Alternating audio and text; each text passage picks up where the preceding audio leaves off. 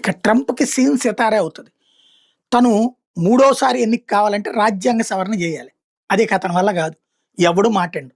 ఇప్పుడు బడ్జెట్‌కి సంబంధించిన అంశంలోనే డెమోక్రాట్‌లు మాట వినక 2 సార్లు, 3 సార్లేంటి 6 సార్లు పక్కన బెట్టబడి 40 రోజుల నుంచి జీతాలు లేని పరిస్థితుల్లో అమెరికన్స్ బతుకుతున్నారు. ట్రంప్ నిరంతరం చేస్తున్న వ్యాఖ్యలతో, తన అతి ప్రచార పటాటోపంతో ప్రపంచంలో ఉన్నటువంటి అన్ని దేశాల వాళ్ళు గూడా అతన్ని లైట్ తీసుకుంటున్నారు. అతన్ని వ్యతిరేకిస్తున్నారు. ఆ ఇంపాక్ట్ గూడా ట్రంప్ మీద పడుతోంది. ఇంకో పక్కన వచ్చేటప్పటికి ట్రంప్ వేసిన టారిఫ్‌లతో అక్కడ ప్రజలే తిరగబడుతున్నారు. దాని దెబ్బ తాజాగా జరిగింది. కేవలం 9 నెలల ఇంపాక్ట్.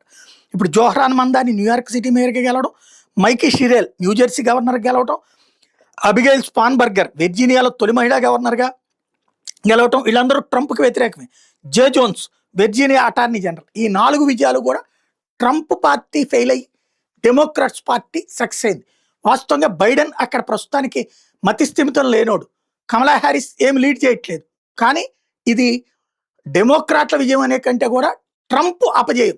రిపబ్లికన్ల మీద వ్యతిరేకత, ట్రంప్ మీద వ్యతిరేకత అటు వాళ్ళకి బాగా కలిసొచ్చింది అన్నది ఇక్కడ స్పష్టంగా కనబడుతుంది. ఇక ఇప్పుడు ఇదివరకటికి మళ్ళీ తెగించి పనిచేసే తులసీగాబాద్లు లేకపోతే జేడీ వాన్స్లు వీళ్ళందరూ వెనక ముందు ఆలోచించుకుంటారు. ఎందుకంటే ఈ టర్మ్ అయిపోయాక రేపు పొద్దున వీళ్ళ మీద ప్రతీకారాలు జరుగుతాయి. అట్లాగే పటేళ్ళు, క్యాష్ పటేళ్ళు వీళ్ళందరూ కూడా క్రమంగా ఇతని మాట వినేవాళ్ళు తగ్గిపోతారు. అధికార యంత్రాంగాలు పట్టించుకోరు.